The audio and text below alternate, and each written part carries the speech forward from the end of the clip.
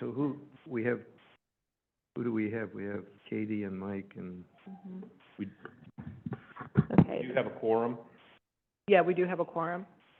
So, for those of you who are joining us online, we're calling the meeting to order, but our chair is absent, so we're going to need to select a temporary chair. Does anybody want to step up and volunteer? I would nominate our former chair, Chris Farrar. I'll second that. Okay, is anybody opposed? All right, hearing none, I will turn it over to Mr. Farrar. all right, thank you.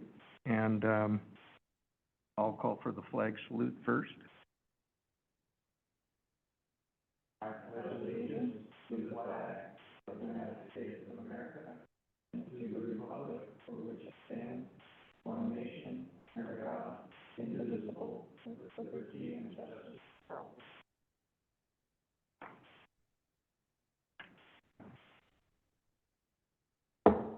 I'll call the meeting to order of the Clatsop County Planning Commission, regular meeting Tuesday, June 11th, 2024. We may have a roll call, please. Commissioner Stetanovich, Present. Commissioner Farrar, Present? Commissioner Johnson, Here? Commissioner Magyar, Here. and Commissioners Krushauer and Linder are absent. Thank you. I'll ask if there's a motion to adopt the agenda as presented, or if there are suggested changes from any of the commissioners. I'll vote to adopt the agenda as presented. Been moved by Commissioner Magyar to accept the agenda as presented. Is there a second? Second. Been moved and seconded to adopt the agenda. All those in favor, please signify by aye. Aye. Aye. Aye. Unanimous, so we'll go forward with the agenda as presented and move to business from the public at this time. This is an opportunity for anyone to give a brief presentation about any land use planning issue or county concern that is not on the agenda this morning. Have we had any contact with community development?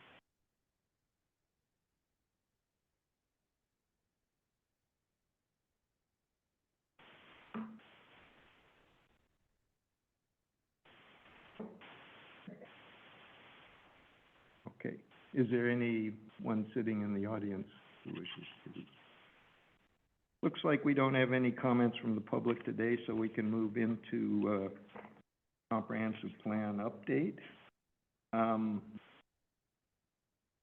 that's agenda item number 2. So we're trying to get, I guess, a presentation on goals 16, 17, and 18 to update us on where we stand on that. It looks like we have our David Cook, Senior Planner David Cook, giving a overview.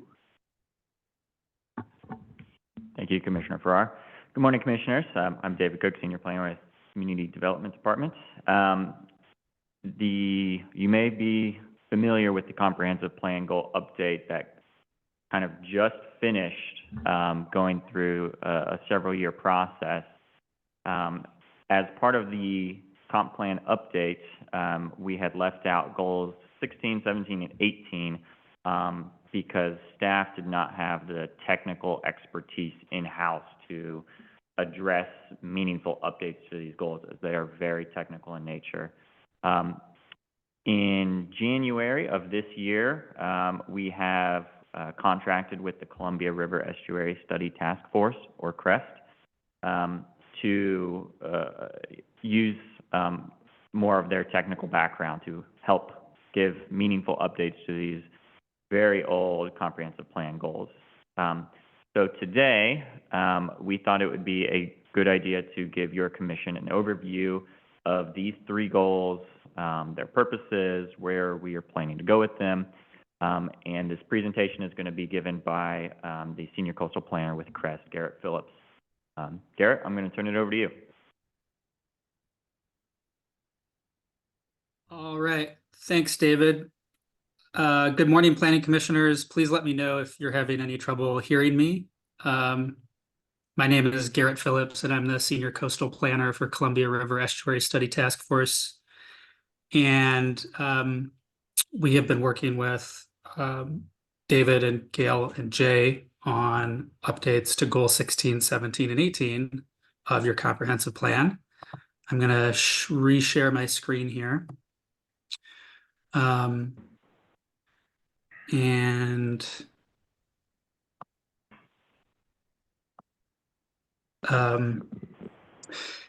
also please let me know if it feels like the presentation is lagging or you're having any trouble viewing it. There are a couple of updates in here from what is presented in your packet. Some slides where a little bit more information was provided, but all the slides are in order if you're following along in a packet in front of you, for example. So the project team that's going to be working on the update process includes CREST and Herrera Environmental Consultants,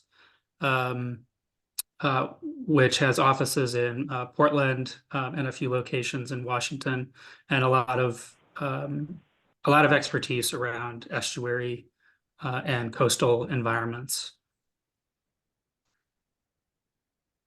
So in my presentation, I'm going to review the scope and process for updating these comprehensive plan elements. I'll give a brief introduction to what Goal 16, 17, and 18 are about and what's in them. Review just a couple of issues related to local and state policy consistency. Discuss climate and hazards, and mapping for the goal update, for the comprehensive plan update. So Goal 16 is particularly related to estuaries, and that means really the aquatic areas of estuaries. And we'll get into a little bit more detail there in a moment. And, Goal 17 pertains to areas both around estuaries and several other resources that are found on the outer coast of Clatsop County. And Goal 18 in particular pertains to beach and dune areas between the coast, Goal 17 coastal shorelands and ocean water. So for all of the comprehensive plan updates for each of the three goals, CREST and Herrera Environmental Consultants are providing some project management services. We're coordinating public and stakeholder involvement. We're reporting on the existing plan's consistency with state land use planning goals. And we're also providing a report on climate change and hazards and how they relate to each of the three goals and the environments that they cover in Clatsop County. We're providing draft map updates and recommendations for updating plan policies and implementing regulations. So for the last few months, the project team has been reviewing existing plans and information resources, and getting a better understanding of what's possible with this plan update, reviewing the state land use planning goals and related statutes. And we've begun reviewing state and local policy consistency issues, climate change and hazard impacts, and gathering data for updating maps. So we're really, we've also begun doing some public outreach and have had one public engagement workshop in Astoria. And we're really getting started in the coming months on beginning to draft some recommendations and pose alternatives and questions, more specific alternatives and questions to staff, stakeholders, and technical experts that will result in draft recommendations and draft plan map updates. We are a little bit behind in the specified project schedule, which was supposed to be finished by October 2024.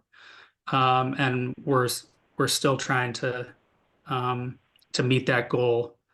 And this would be, the schedule that would get us there. It is a very short timeline for updating, 3 goals that are this technical. So in terms of public involvement, we've had 1 public meeting in person, and we're planning on providing more public meetings, both online and in person. We have a technical advisory committee that includes individuals from other local governments in Clatsop County, several state agencies, and others who we'll be working with. We're reaching out to individual stakeholders as well to understand their interests, issues, ways in which they think the comprehensive plan might or might not be serving the county well. And we're planning on using questionnaires as well to solicit some public input for those that don't have time or don't wish to come out for an actual meeting. And finally, information on the plan update is being provided through Clatsop County's webpage, and that's where people can find sort of at least the basic information on like when is the next meeting, or what project products are available for review. Garrett, if I could interrupt for just a moment, please.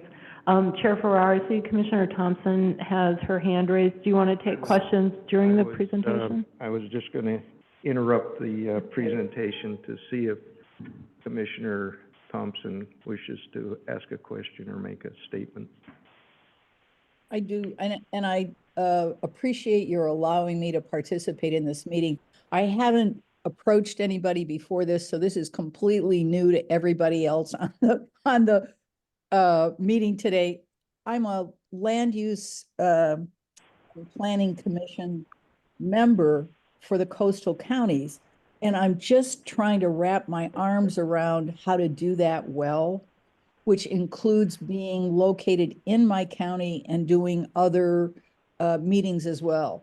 So when I look at this, I think to myself, are you also including economic implications?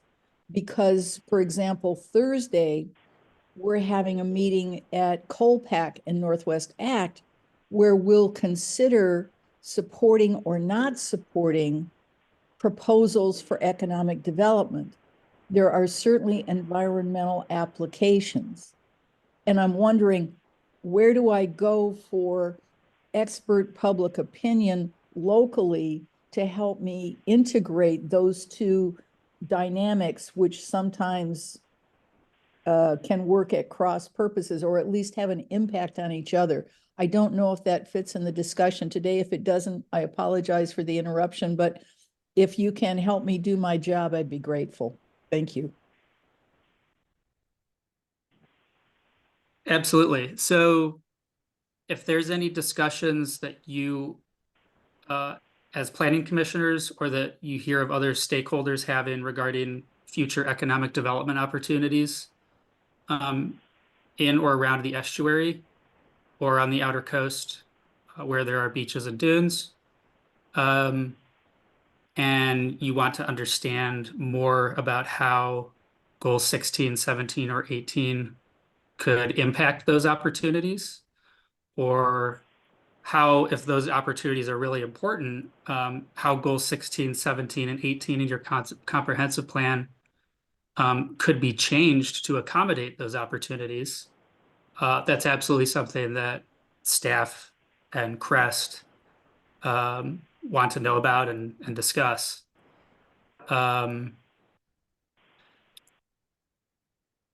So when it comes to the relationship to the actual plan update, yeah, we absolutely want to hear from you, and don't hesitate to reach out if there's anything you want to discuss in that regard. And I'm curious to know more about what will be discussed at the COLPAC meeting. Okay, so I'm going to jump into an overview of the 3 goals. Goal 16, again, is about the estuaries. And so it requires all local governments, including Clatsop County, to consider both environmental resources and economic and social resources and opportunities, and establish plans that balance all of these values and interests in consideration of like the unique qualities and opportunities in each estuary. So in Clatsop County, this means that we're considering the Columbia River Estuary, Nicanacum River Estuary, and Ecola Creek. And Goal 16 has 3 main elements, I would say, in terms of your plans and regulations. So one is basically like zoning and plan map designations that just like you have throughout the rest of Clatsop County. So these are management unit policies where, in one place, certain things are allowed, and in other places, other things are allowed.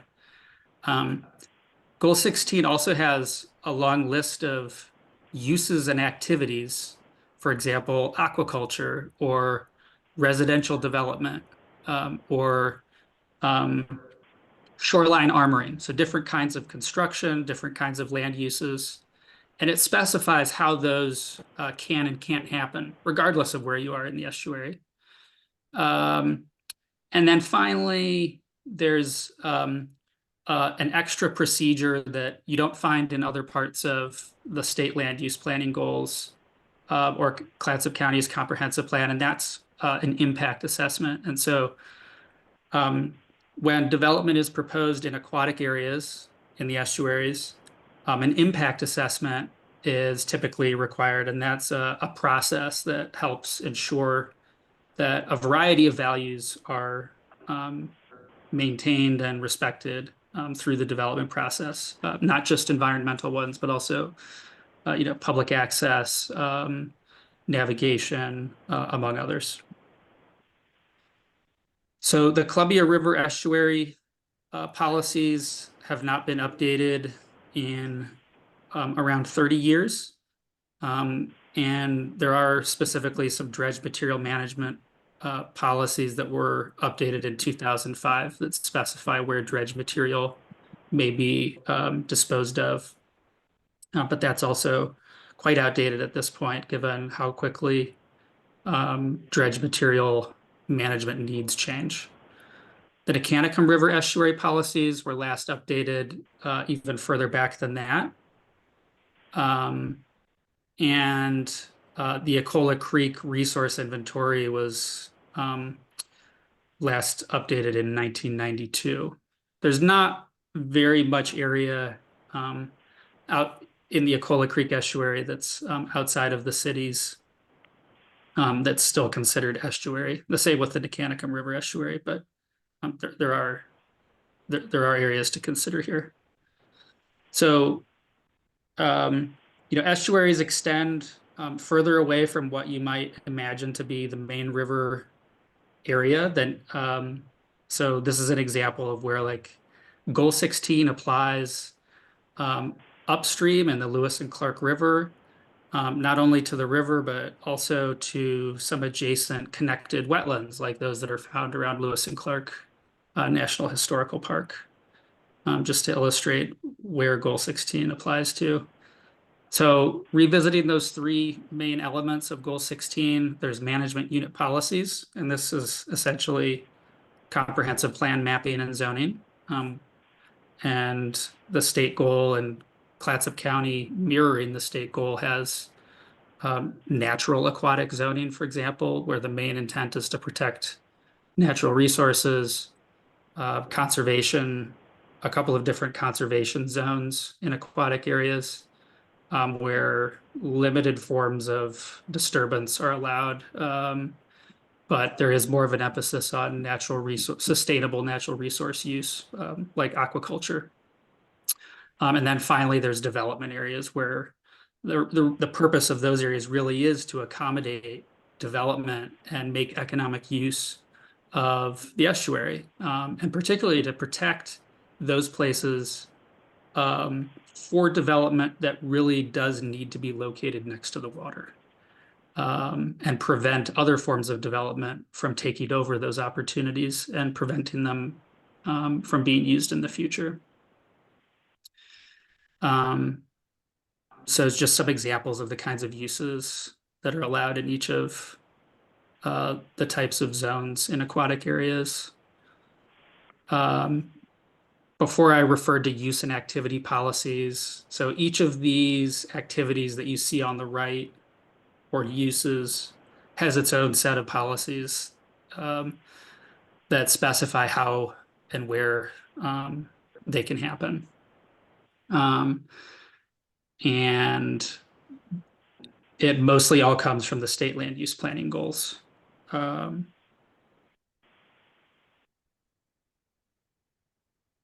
So this is just an example of a policy related to aquaculture.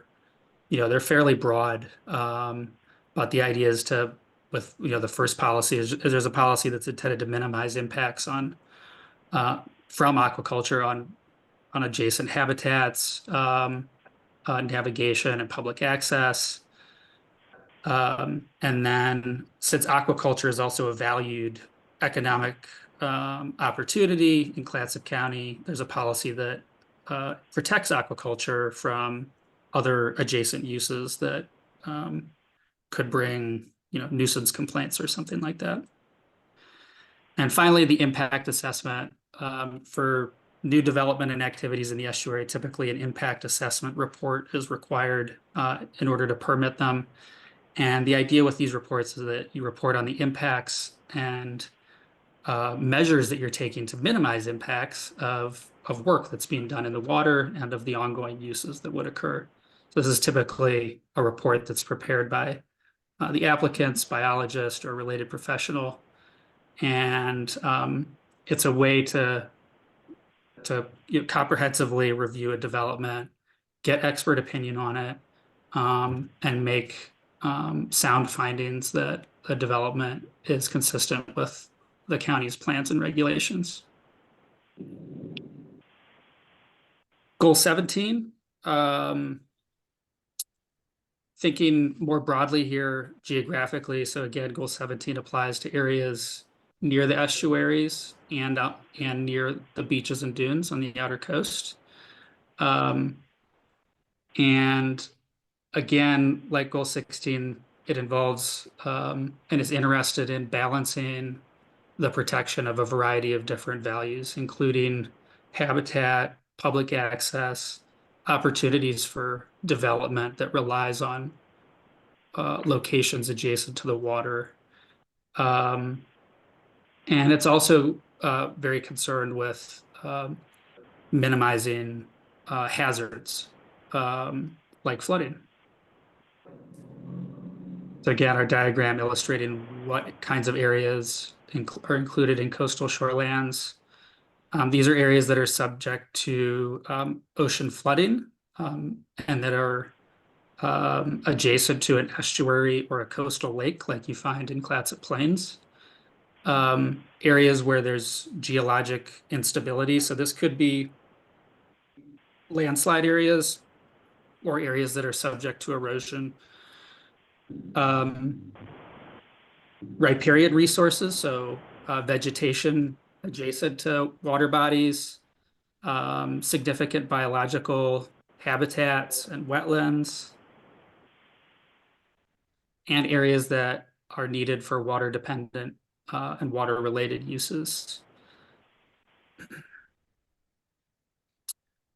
Coastal headlands are also included in Goal 17 and are a sort of a special type of resource that are considered by the goal, and areas of exceptional scenic and aesthetic quality. So just like Goal 16, there's management unit policies, essentially zoning that is aimed at protecting natural resources robustly in some cases, or for example, protecting opportunities for water-dependent development in other cases, and some other middle ground kind of zones and overlays that allow a variety of different development, but include provisions to protect all of the interests of Goal 17.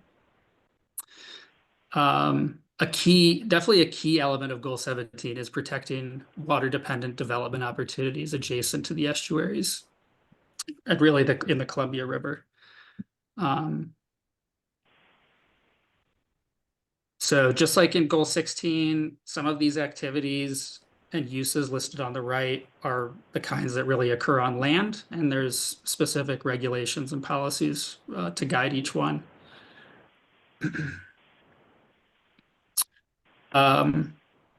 So for Goal 17, for example, I'll come back to water-dependent development.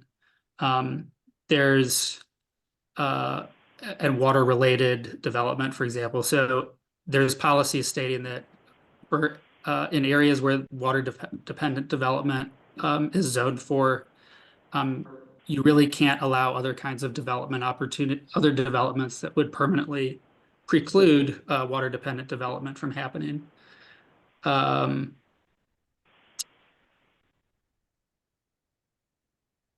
Okay, so for Goal 16 and 17, this is just a recap of what the project is going to include.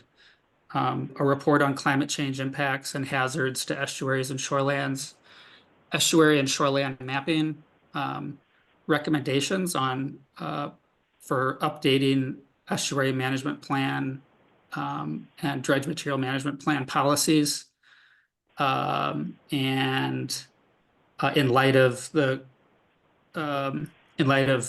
any issues we uncover in terms of consistency with state goals, local values and interests that we discover through the public involvement process, and from the climate change and hazard reporting process.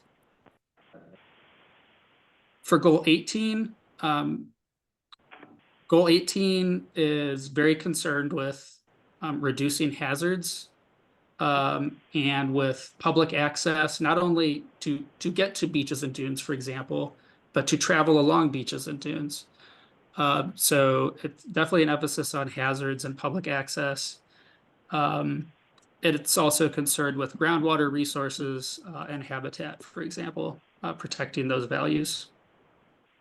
So Goal 18 applies specifically to beach and dune areas. And notably, it does not include, the rocky coastal headlands. Clatsop County's beach and dune comprehensive plan element is really relatively brief compared to the other ones. Compared to Goal 16 and 17, it's just several pages long. Like Goal 16 and 17, it includes a mapping element where the resources of beaches and dunes are described, particularly in terms of how stable any given location is in the beach and dune environment. And then there's what's that stability is described. There's related implications for what kinds of development and uses are allowed in those places. And particularly that Goal 18 includes policies on where development can and can't occur, what kind of development can and can't occur in different places. There's policies related to where dunes can or cannot be graded and for what purposes, and policies related to constructing armoring and other erosion control structures in the beach and dune environment. Policies that specify where that can and can't happen, and when it can happen, what the conditions are.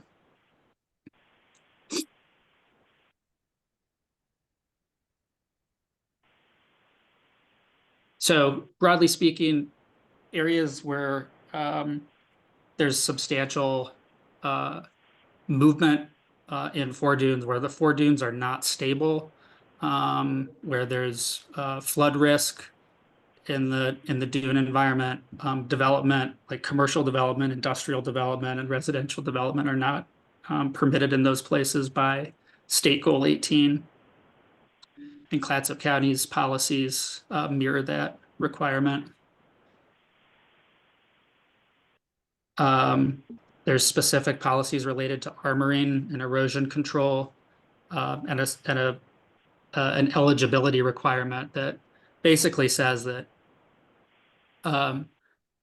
homes or other buildings, to protect those with, say, a bulkhead or riprap, like you can only do that in certain places where development occurred or where development was committed to before establishment of Goal 18 in 1977.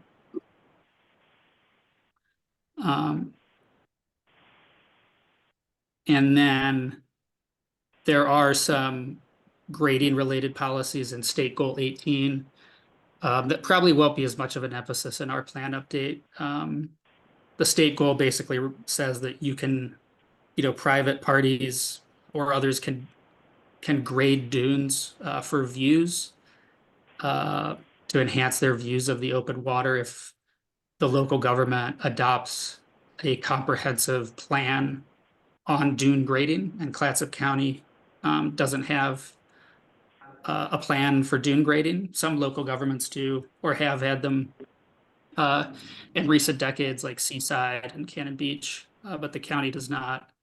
And that's not part of the scope of this project to create a dune grading plan. So again, like with Goal 16 and 17, we're reporting on climate change impacts and hazards.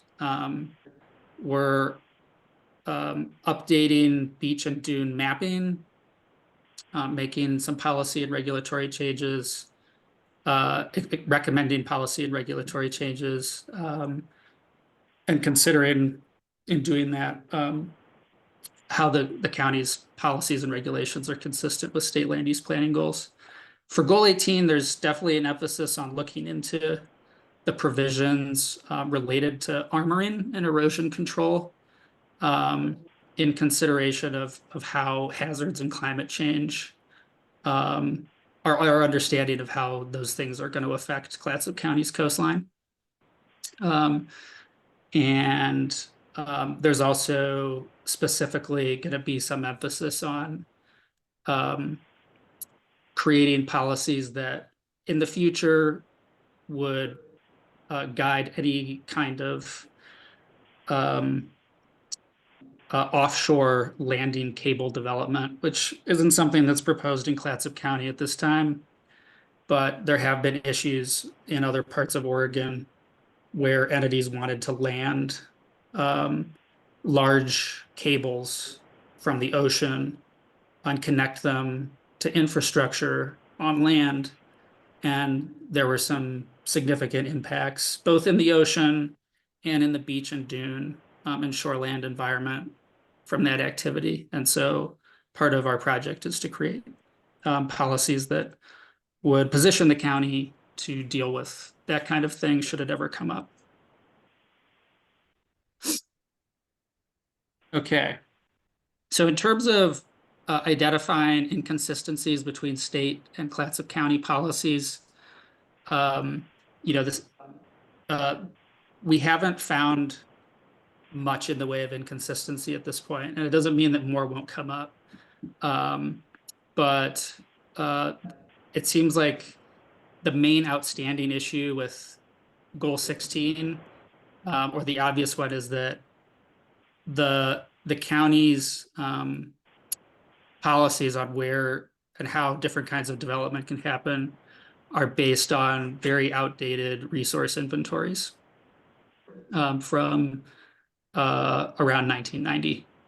And so there is more data that's available now, new information resources, and there's an opportunity to more completely further the goals of Goal 16 by doing that, by updating the Goal 16 maps.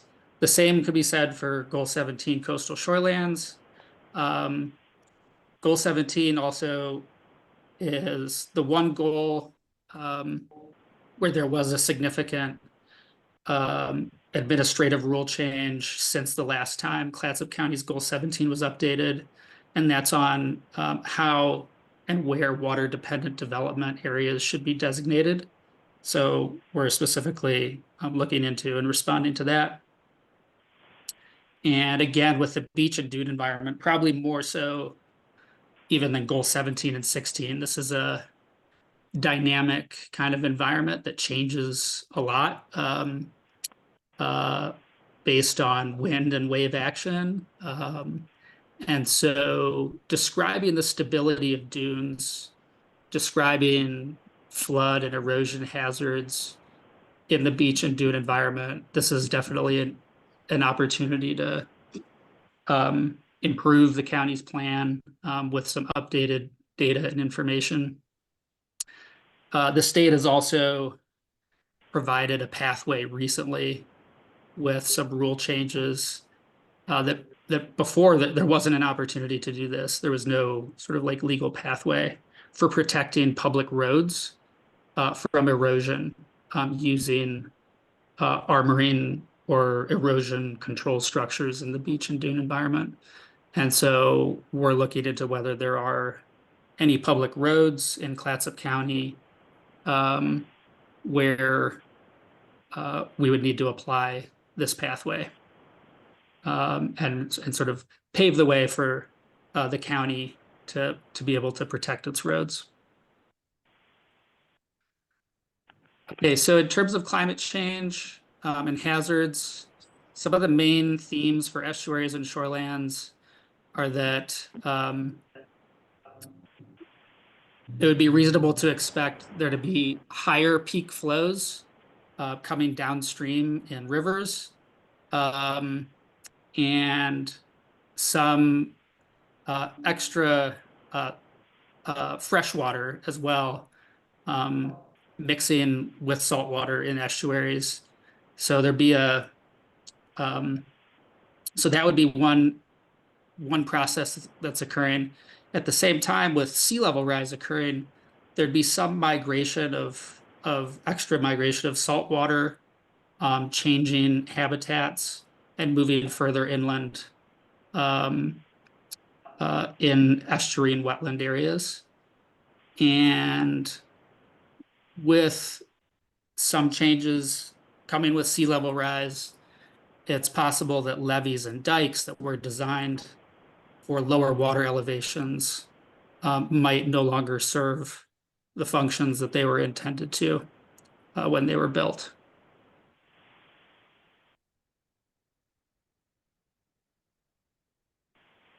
So in terms of what kind of information we're looking at to understand climate change impacts, particularly sea level rise, we're looking at the same information that was used by Carl Henriksen in his process that he presented to you on in the last year, where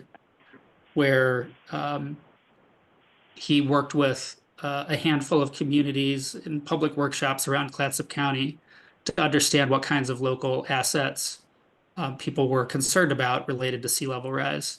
And so we're using the same data that was used in that process. And just to illustrate, I think I'm running on a little bit longer than I intended, so I'm gonna go through this but quickly, but these are just examples of some of the particular locations around Clatsop County where sea level rise is expected to cause some additional impacts in the future.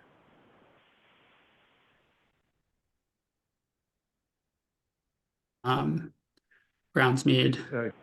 Excuse me, would you be able to just describe the different colors there and what they're referencing? Yeah, so the light pink is, for example, here in the Columbia River estuary, is essentially areas that are subject to the current 100-year flood. So if you can imagine current 100-year floodplains that are designated by the Federal Emergency Management Agency, FEMA. Those are areas where presently they estimate there's a 1 in 100 chance of flooding occurring in any given year, plus an additional 1.5 feet of water elevation on top of the 100-year flood. And then the pink areas, those represent, it's very imperfect, but it's state data provided by the state, but those represent areas where there might be some extra diking protection.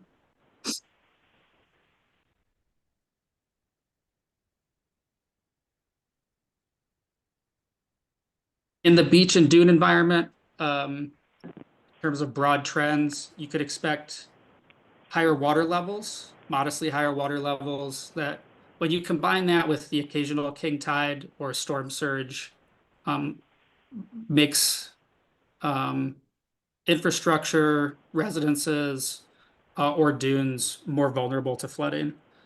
And then that elevated water level when that's happening at the same time that there's large storm waves, those two things combine to cause additional erosion as well, which has a sort of self-reinforcing effect in terms of flood and erosion risk, and also has impacts on public access when beaches are eroded below a certain level and the water advances up towards private property. So erosion in places where there is armoring and development can cause some significant issues.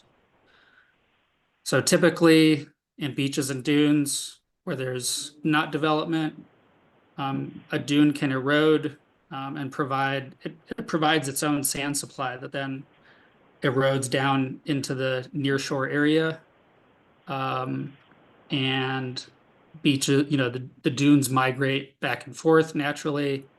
But when there is shoreline armoring, that supply of sediment or sand that is behind a bulkhead or riprap is not available to supply the nearshore beach environment.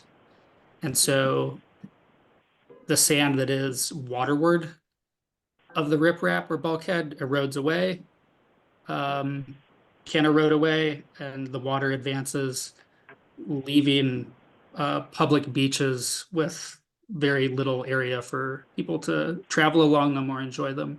And that's a trend called coastal squeeze. So it's just one sort of potential impact of rising sea level or increasing wave energy combined with development in beach and dune areas. There's a variety of alternative methods for protecting development from flooding and erosion that we're looking into and considering how to provide pathways for people to use those in Clatsop County. And that's specifically part of our project scope.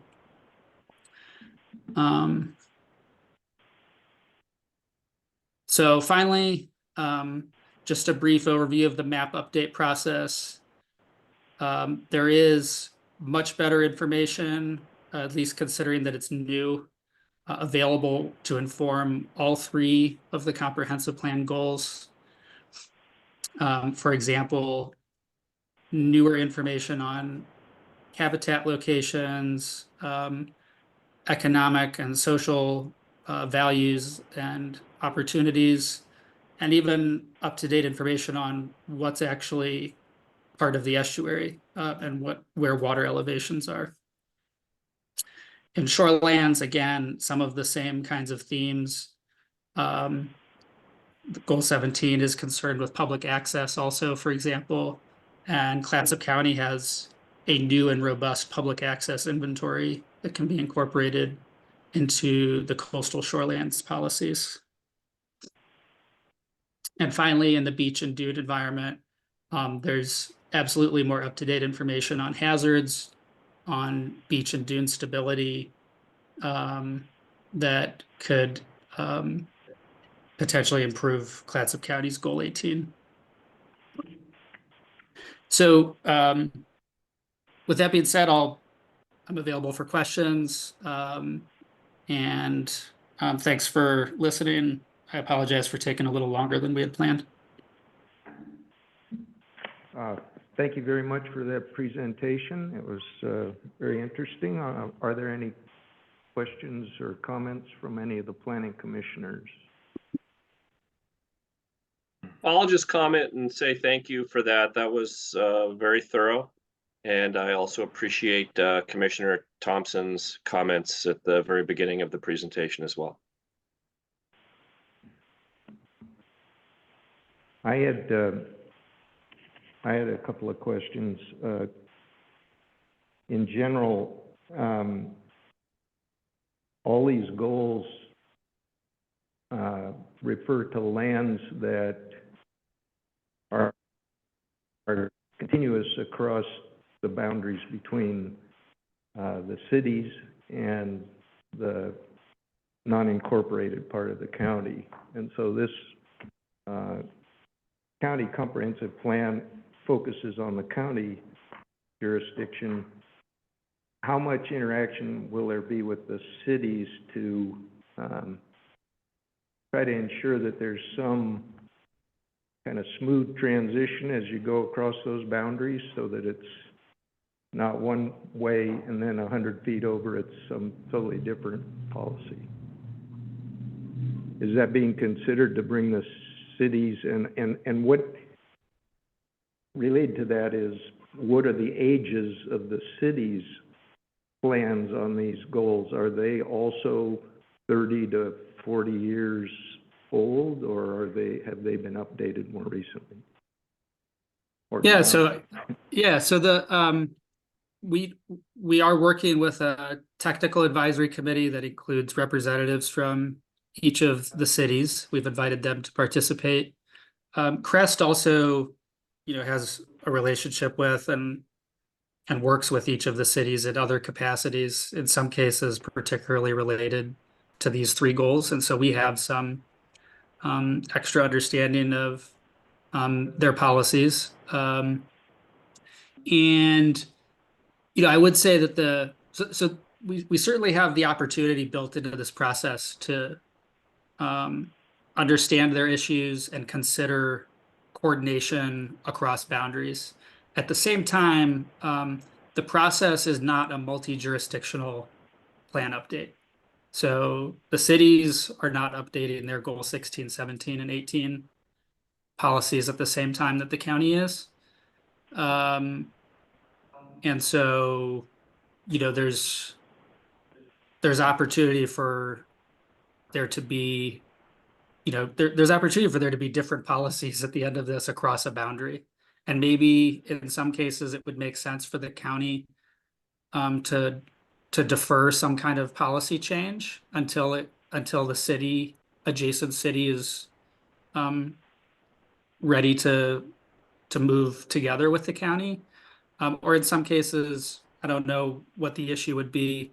It might just be okay that there's different policies across a boundary. And maybe the city would be ready to make some comparable changes in the future. But we are definitely coordinating with the cities and, have existing relationships with the cities to ensure that we can coordinate as much as possible. The ages of their plans are comparable to the counties. So they were mostly all done back around the same time after goal 16, 17, and 18 were established.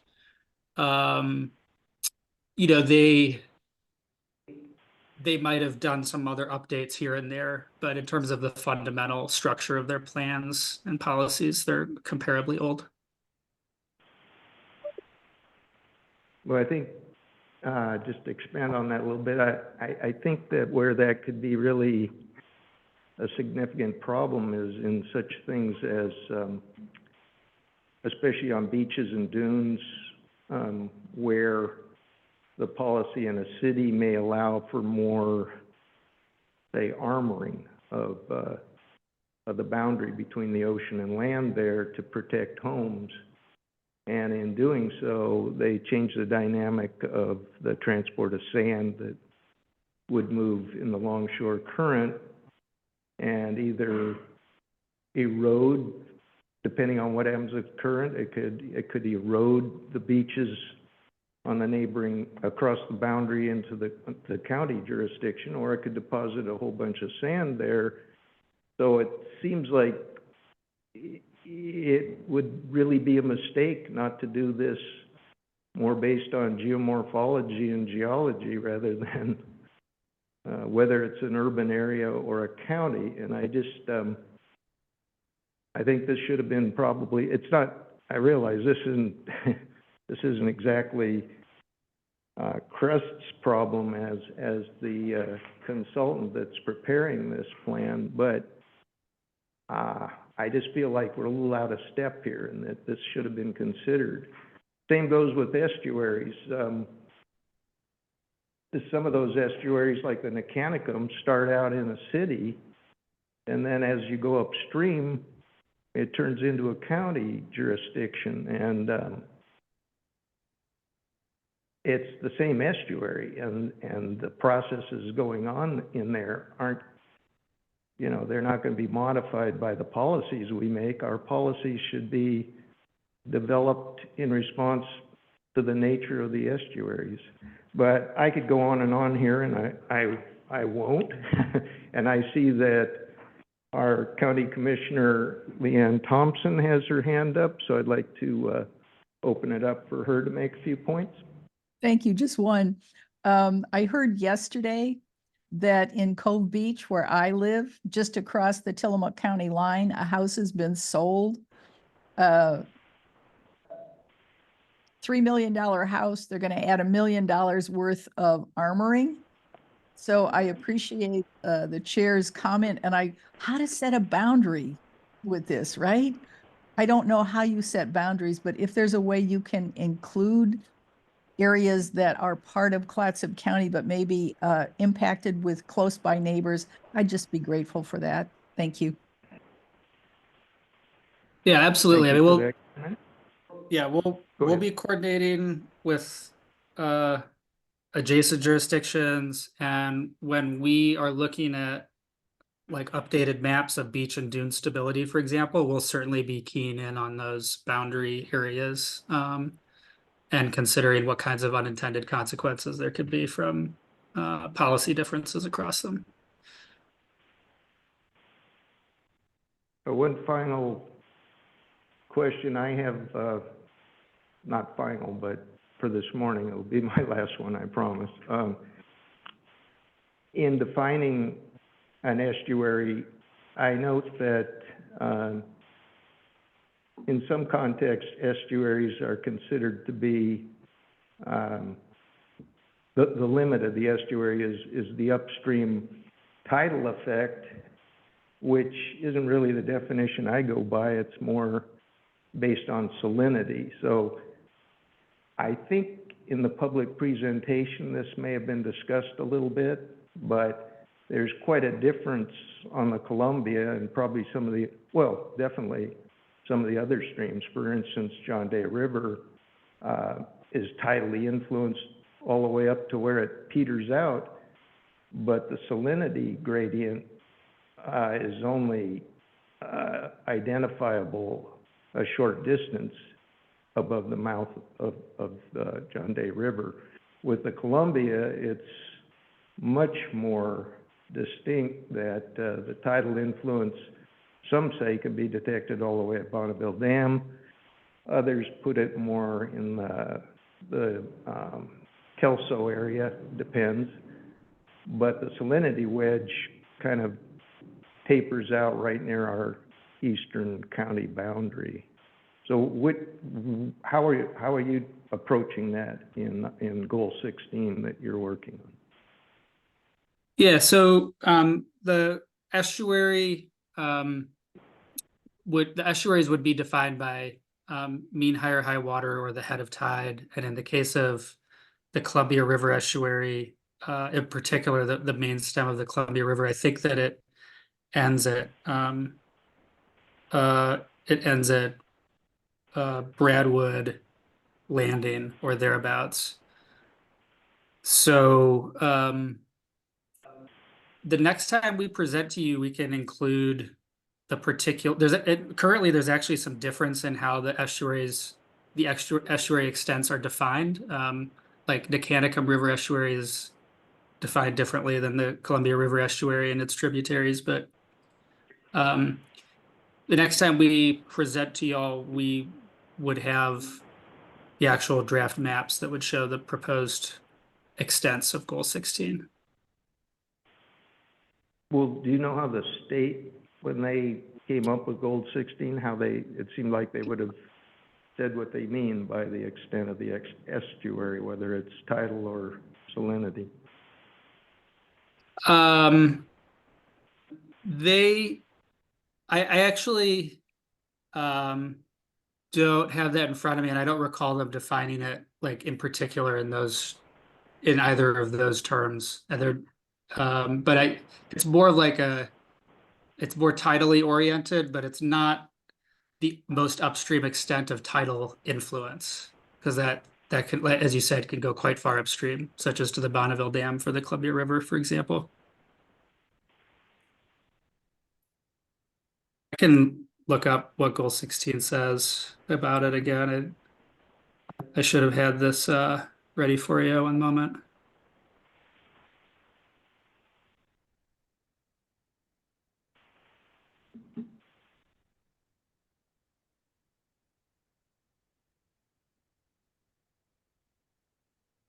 I suppose part of the decision might be based around that it's probably easier from a satellite or aircraft to detect the tidal influence than it is to collect salinity data and determine where it transitions from brackish to fresh.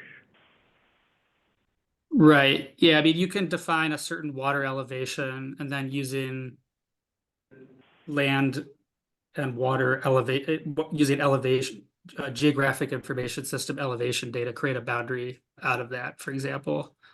Well,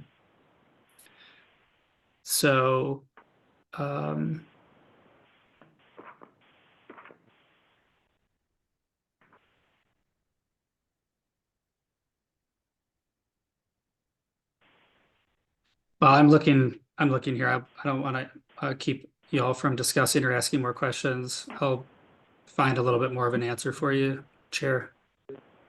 Well, I as may have quickly as I hit you can. with a kind of a question that you weren't prepared to answer, and I apologize for That's okay. throwing that Yeah. out, but the definition of the area under consideration seems pretty fundamental, and I'm sure that, ultimately in your final updated document, that'll be addressed, and so I have total confidence in that. And I think we probably should move on, but again, unless somebody has, Chris? yes, Commissioner Gary Johnson. Yeah, thank you, Garrett. This is Commissioner Johnson here.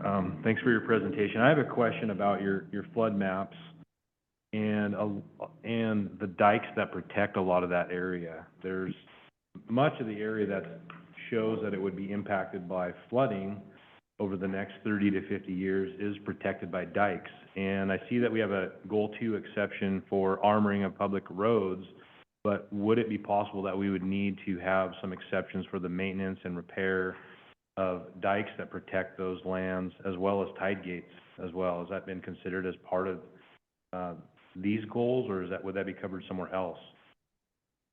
Yeah, that's part of what's being considered for these goals. And those maps that I showed you, as representations of areas potentially protected by dikes, those are very, they looked flat out wrong in some cases from the state, but we have other mapping resources that identify the locations of dikes. And so we're reviewing all of the existing goal exceptions, and we're certainly want to hear from stakeholders if there's potentially more that are needed as well. all right? I mean, I can see a situation where the only way to protect these areas from flooding, where there's currently already a lot of development in there, is to be able to maintain those dikes. And, sometimes we have diking districts that are defunct, they're not operating any longer, and it may be up to, I don't know who takes them over, but it may be up to the county or another jurisdiction to, work with a landowner in maintaining those, and it could get very difficult to do if there's not, provisions within the goal to allow for that maintenance. So that's just one thing that I thought, other than just looking at the maps and seeing that, well, you know, much of that area would be behind a dike. So I have a hard time adopting new maps that, well, they just need they're gonna need a lot of, review and a lot of work, because, they can have some pretty big implications, for policy going forward, whether or not you can actually develop in an area, economic impacts that you would have, to the property owners, flood insurance, different things for the existing property owners. So, that was something that jumped out at me. Also, there was a point you made about the impact assessment, and I'm just curious to what's in there right now for impact assessment, and what would possibly be a new requirement for the impact assessment as far as future development for a property.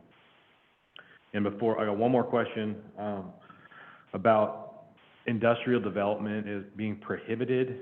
I thought I heard something about that, and that would be, I'm not sure if that's in all the goals or just portions of it, but there's offshore wind power proposals in other parts in the southern area of the state, and I'm wondering how that could come into play with some of our own beaches and dunes areas and an industrial type development that could potentially one day be proposed offshore in Clatsop County.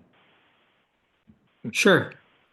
So, there's areas, I'll answer your second question first, so related to industrial development, wind energy development.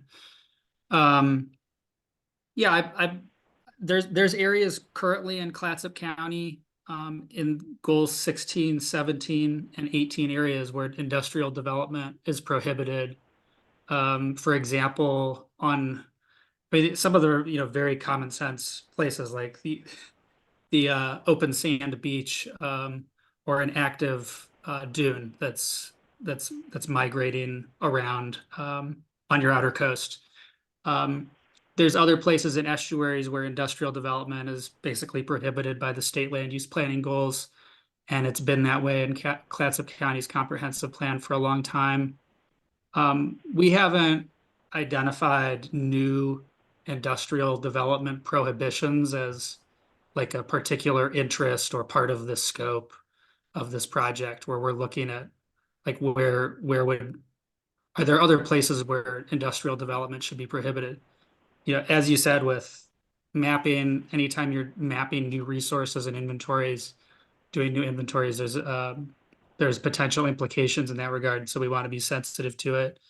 You know, in Clatsop County and throughout Oregon, in estuary and shoreland areas, there's specific protections for industrial development, where the idea is to make sure that there are opportunities for industrial development that depends on a water location. And so we're working within that state framework as well. When it comes to wind energy production offshore, Goal 18, Goal 17, they don't regulate what happens out in the ocean. But there is some relationship to the extent that a cable would have to be landed somewhere on shore from a wind farm, for example.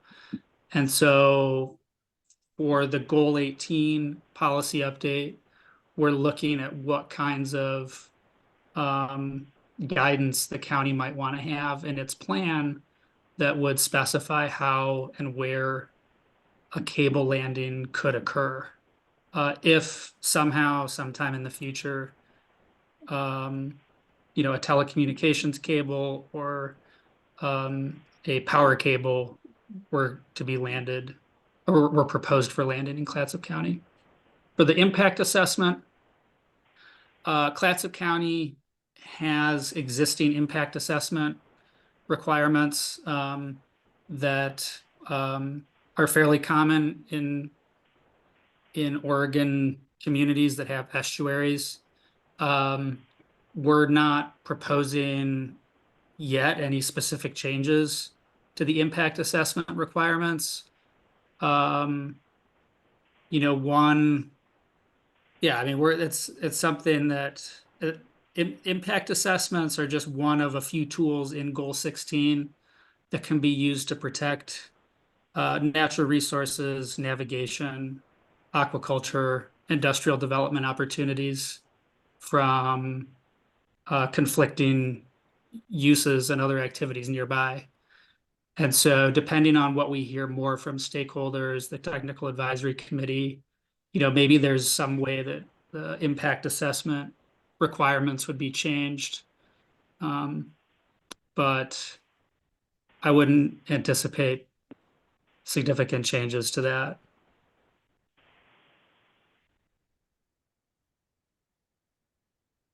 Okay, thank you very much for those answers there. And when did you say you think we might have the October is when you're thinking that you might have something complete for us, or what's the timeline? Yeah, I'd in the fall, like October, for reviewing draft products. Exactly. Okay. That's it for me. Any further questions from either Commissioner Thompson or our two virtual planning commissioners?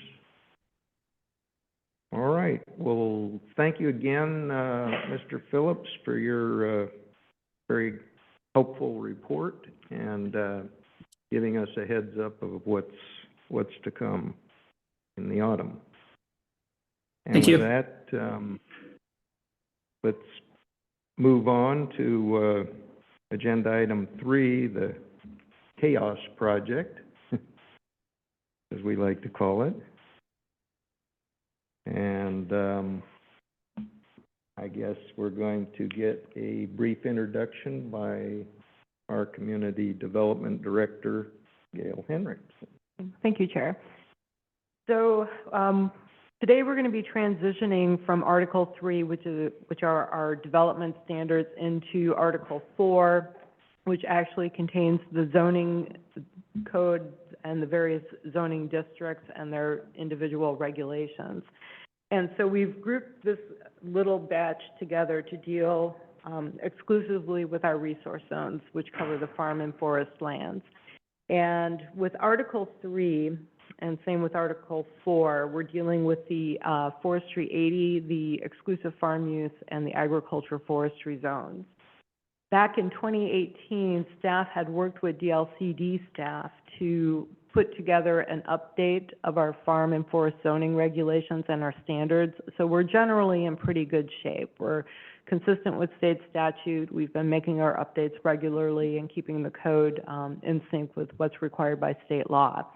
Where we have made some changes, and I will note these, is primarily in a massive reorganization to pull all the residential uses into the same section of code so that you're not hunting from lot of record dwelling, winery, youth camp, oh, here's another dwelling type. So we've tried to put them all together and then group all the commercial uses together as well. So that really resulted in a lot of renumbering more than anything else. I do have a couple of places where I would like to point out things that are a bit more significant.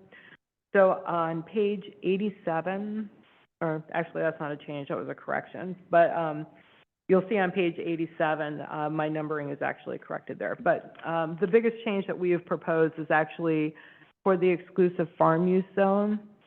And the way that Oregon revised administrative rules are set up is it takes the uses that are allowed from Oregon Revised Statutes, and then it breaks it down and gives more detailed information about each of those uses. And the state has a table that says when a use in the exclusive farm use zone is either allowed or not allowed, or when it's allowed with review. So basically translating that to our process here in the county, it's either prohibited, or it could be a type 1 use, which is your over-the-counter development permit, or it could be a conditional use, which usually requires at least a public notice, if not a public hearing, and has that additional layer of review. So since our purpose of clear and objective standards, or CAOTS, is to make things as clear and easy and reliable and consistent as possible, what we did is we looked at the table the state has that says whether a use has to be approved with review, or if it can just be allowed, type 1 versus type 2 or above. And so we were able to do that, and we focused on residential uses. So we would be recommending that dwellings customarily provided in conjunction with farm use and accessory farm dwellings for year-round and seasonal farm workers be moved from a conditional use to a type 1.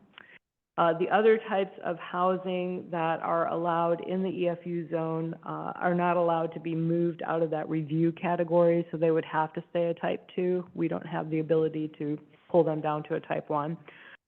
But really, everything else here, we also added some language to section 3.9030, dwellings customarily provided in conjunction with farm use, that includes some language from OAR 660-Division 33-0135, that adds some additional exceptions for dwellings related to cranberry farms. And since we do have a few of those here in the county, and that has not been included in our code, staff is recommending that that be included as well.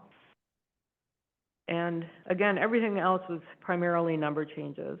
So not much to report at this time. We are trying to get back into the tables as we move into Article 4, and we will continue to work to clean these up because it's just a more user-friendly way to figure out where something is and what's permitted in a particular zone. So as we move forward through Article 4, you'll be seeing the tables come back to you with new code citations and updates. Other than that, I'm really here to answer any questions that you might have. Thank you. All right, thank you for that introductory presentation.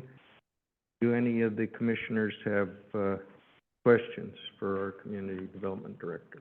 I have one that I see right here, and this has to do with the $40,000. This is Carrie Johnson speaking. Thank you, Commissioner. This has to do with the $40,000 in gross annual sale of farm products. Mm-hmm. Is that just an arbitrary number, or how did that, is that derived from something from the state, or where did we get that? No, that's direct from the state. Okay. And I don't know the basis for the state's use of that number. And then there's another 10,000. Well, I have if I may just interject here, I knew that it wasn't something that we had determined, but I'm just curious, does the state ever go back and revise these figures as inflation has an effect that, who knows when $40,000 was decided on, how many decades ago? Yeah, I don't know. Oh, okay, just curious. Go ahead, sorry to interrupt you, Commissioner I Johnson. think that was that. Oh, then there's another one here. It talks about $80,000 in gross annual income from the sale of farm products, and if we don't have any control over that, that's mandatory. That it has to be dictated to us by the state, and moot point. I was just wondering where they came from, and if they ever adjusted them, or. Well, for now, since inflation has been rising, it should be easier for people to meet the requirement, so that's one way of looking at it. I mean, the county could probably raise the threshold, but we couldn't lower it. So if you thought 40,000 was too high, you couldn't change that to 5, but potentially there could be the opportunity, if you thought it was too low, to raise it to 200,000. Mm-hmm. So. And there was, somewhere in here, I'm trying to find it again, some comments about, marijuana production. Mhm. And, is that something that we came up with, or is that also coming through from the state? That's also from the state. I think it's a prohibition about using marijuana crops to count as your $40,000 income or $80,000 income or something along those lines. Right, okay, and that's coming from the state as well, so would you say that much of this is just changes that the state has made to this, and we're trying to get in conformance with what the state is mandating that we do? No, we've been pretty good. Like I said, in 2018, we worked with the state to overhaul and bring our code into sync with state law. And we've been doing our legislative updates, every year now since then. So our language is pretty clear and consistent. What we did was basically rearrange our code to put things together that made sense to be together, like all the residential uses and all the commercial uses. We are trying to make, where we do have that little bit of discretion and can change things from a type 2 to a type 1, we're trying to do that. And then there was one change that we did make, that we missed in our last round of legislative updates. And it was a very hidden change, and it took us a while to work through it and figure out how it worked. But, it actually brings the alteration, restoration, of a home in the EFU zone in sync with the farm and forest. And so it's now says your house has or previously had a roof, a walls, plumbing, electricity, things like that. So now they're in sync, and we've got the language corrected, or will have once this is adopted. That was probably the only thing that we've missed since 2018 that I'm aware of, so. Okay. Just quickly going back to that, section 3.9100, marijuana farming. My question on that was, What When- page are you on, Chair?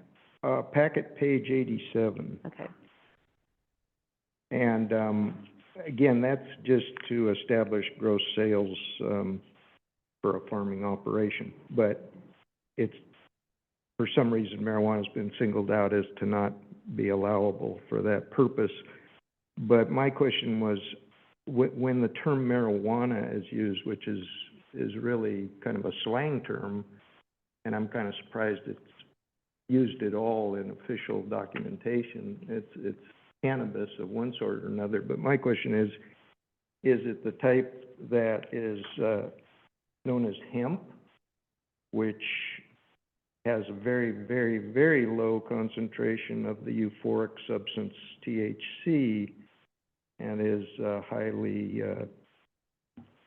it has a high concentration of CBD, so it's for a totally different purpose. So does that term, when it's used in a county or state document, marijuana, does that include both of them, or is it referring to the type that's kind of the street slang for the stuff that gets you high?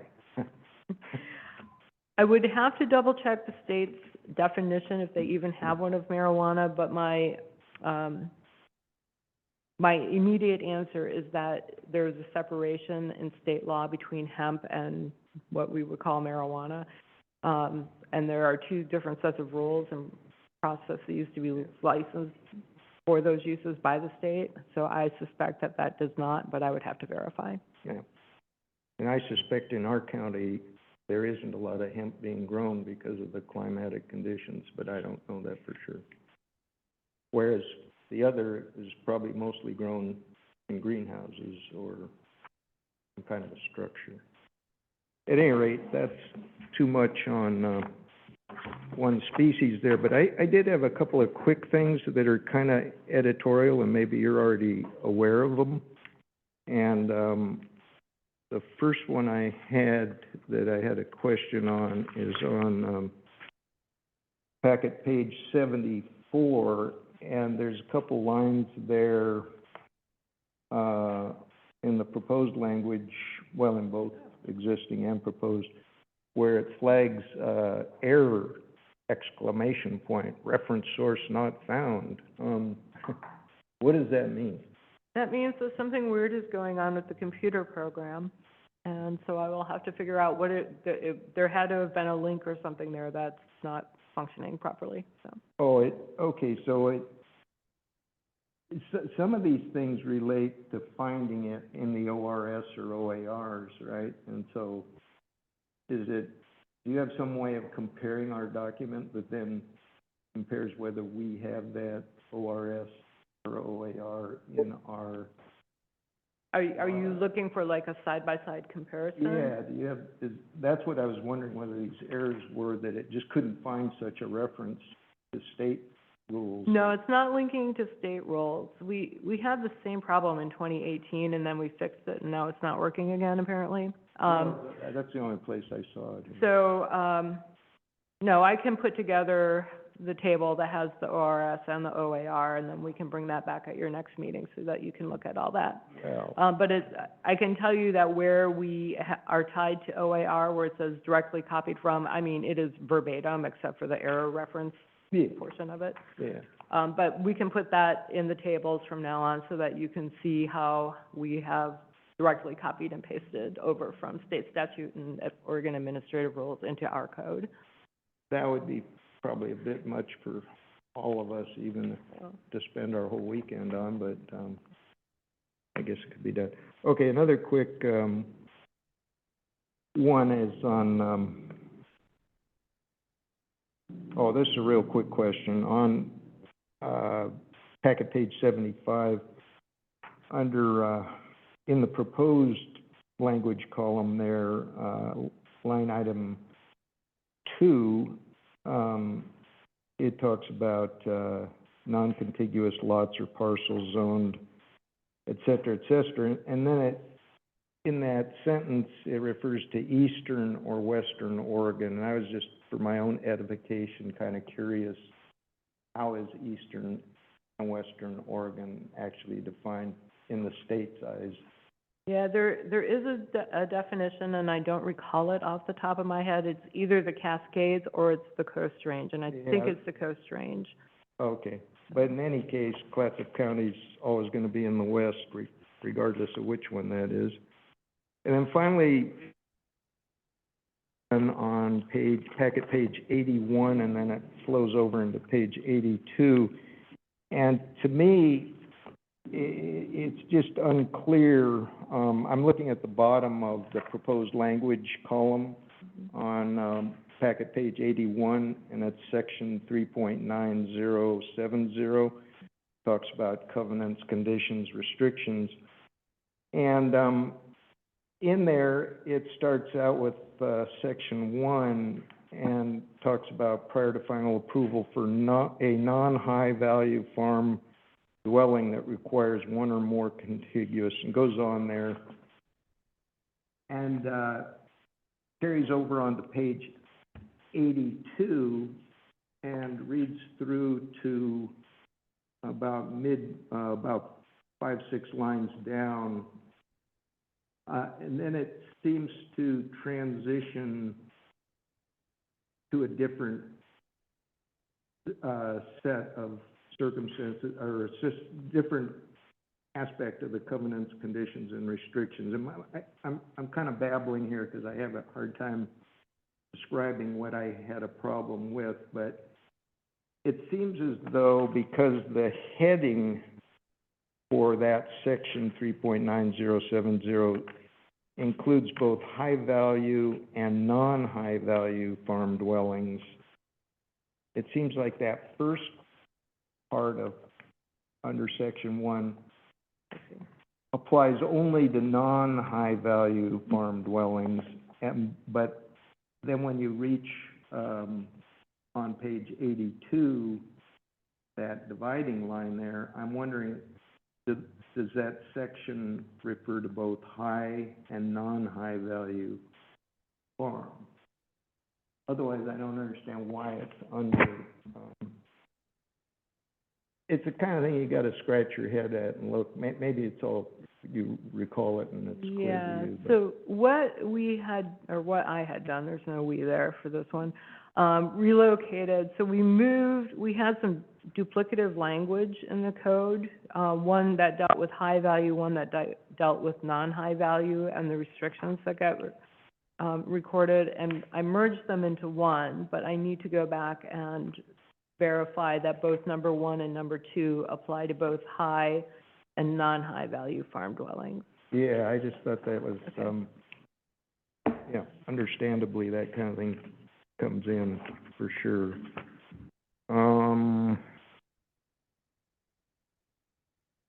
Yeah, that's the only thing I had on this,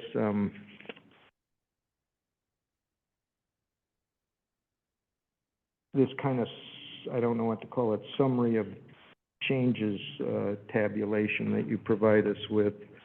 But if you go, and I'm not sure if you're gonna take up, the tables that apply to these under Article 4, separately, or if that's something we should be asking questions of you now. Yeah, I would ask now, please. Okay, so, one thing I thought would be helpful as you finalize this is if you could eliminate what I'm calling hanging headings that occur in some of these tables. And a good example is on, packet page 105. And if you look, and that's Table 4, Rural Agricultural Lands Permitted and Conditional Uses. As you come down, you have the use and then the applicable standards and the additional requirements listing the sections and then the type of hearing that would be given or type of permitting that would be provided. Anyway, if you go down to the bottom of that first page of that table, you get to 10, dog boarding, and it has a section there that's referenced and the type of permit that would be offered, type 2A. But then if you flip the page over, there's this hanging piece of it at the top of that column use there, and it's kennels commercial. I would just suggest if you could somehow keep the kennels commercial with the dog boarding, because it's under that, so that when I looked through, I got confused because I saw kennels commercial and then I didn't see any additional requirements or anything. And so that occurs in a few places, just as you turn pages, and it's just the way the editor, the editing. There's an easy fix for that. There's a little checkbox that says, do not allow rows to break across pages. Oh, okay. And that'll fix that pretty easily. Oh, okay, because that occurs in 5 or 6 places through there, and I spent about a half hour trying to figure out what was going on there, and then I finally realized, oh, duh, it's just, That's okay. an easy thing to fix. All right. Sorry to be so tedious on that kind of stuff, but I do that on rainy days on the weekends. That's it for me. Anybody in the virtual world there with a question regarding this chaos project? Mr. Chair, if I want a careful editor, I know who to call. Well, that's a nice comment. I think a lot of other people would have stated their opinion differently, but I'll take that positively. Okay, Commissioner Johnson, no? I guess we're good to go, and we're still within our boundary of time here, so let's move on to agenda item 4, project status report, if we can. Our only update this month is that ordinance 2412, which widened the list of professionals that can prepare a geologic hazard report, has been acknowledged by the state, and it became effective on June 7th. Okay. What was this last page in the packet? Oh, so, under the director's report, we had talked to you last month about some changes we've been making with the economic opportunities analysis, and the fact that we had, finalized our contract with Johnson Economics, and we're going to be doing the report, finalizing it in-house. And so Jay, our planning manager, Jay Blake, put together a revised schedule that, when you shrink it down to a letter size format, doesn't translate very well. But basically, this is just to give an idea of where we're at. And since we are taking it in-house, finish it up, it's going to bump our timeline out a bit. But we would anticipate bringing it to the Planning Commission in November for a public hearing, the final product, and then moving it forward to the board over December and into January. Possibly, I don't think we'll hit November for the Board of Commissioners, but probably December and January 2025 to complete that project. In the meantime, Jay has been working with the Public Affairs Office to put together a public outreach program, and there is a survey that is up and running. We didn't have the QR code at that time when we put this together, but there is a QR code somewhere out there that I will send to everyone, and you can take a survey on economic development here in unincorporated Clatsop County. So that's what that very last page was. Okay. And then just a couple other items on the director's report. So you heard your goal 16, 18, 17 update today. The child care facility barriers work group had a meeting on May 31st. Our next one is coming up at the end of July, on July 26th. And we're going to be focusing on solutions to the barriers that we identified over the past 2 meetings. And there is no housing task force meeting this month. They are taking a little break. And then we did hire, under staff changes and recruitment, we have a new electrical inspector starting. His start date got bumped back, so he's actually going to start next Monday, June 17th.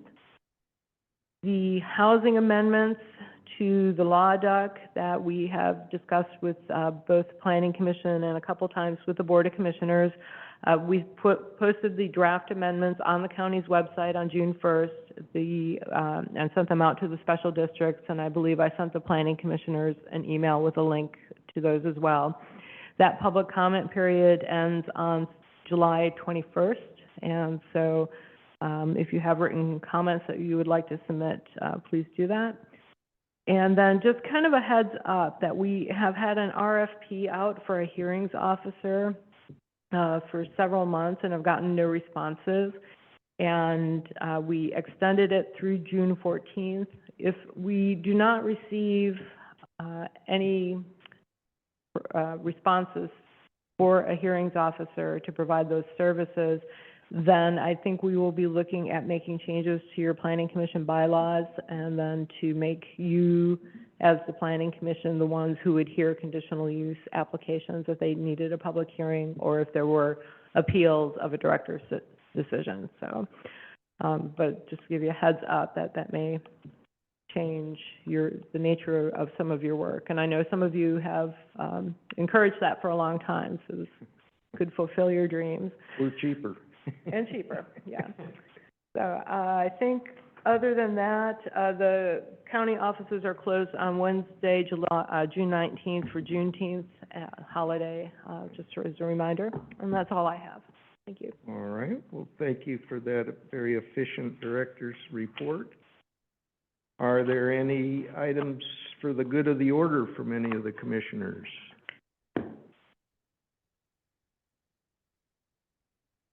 I'll just note for the record that this is my last meeting with the County Planning Commission. I term out beginning midnight on, depending what kind of calendar you use, July 1st or June 30th. No. You serve until replaced. Well, that's partly why I'm bringing it up. I want to make sure I don't show up for my final meeting in July, if somebody was Right, so I keep forgetting to put this in my report, and I apologize. So the deadline was extended for applicants to June 14th, so this Friday. We have the initial interviews with the board, I believe, on June 10th, I think. And then the appointments would come at the end of July at the regular meeting. I will double check that and email everyone. But I think that's the schedule. So yes, you should be here in July for the meeting, which is July 9th. July 9th. Okay, I'll plan to be here. But hate to miss a meeting like this. Yeah, no rest for the weary, Chair Farrar. You're gonna keep serving. Don't, as long as you keep showing up, you're gonna have to sit in for the chair position, that's for sure. All right, well, thank you for that, Commissioner Magyar. And with that, we'll adjourn the meeting at about 11:35 local time here. Thank you all. Thank you. Thank you.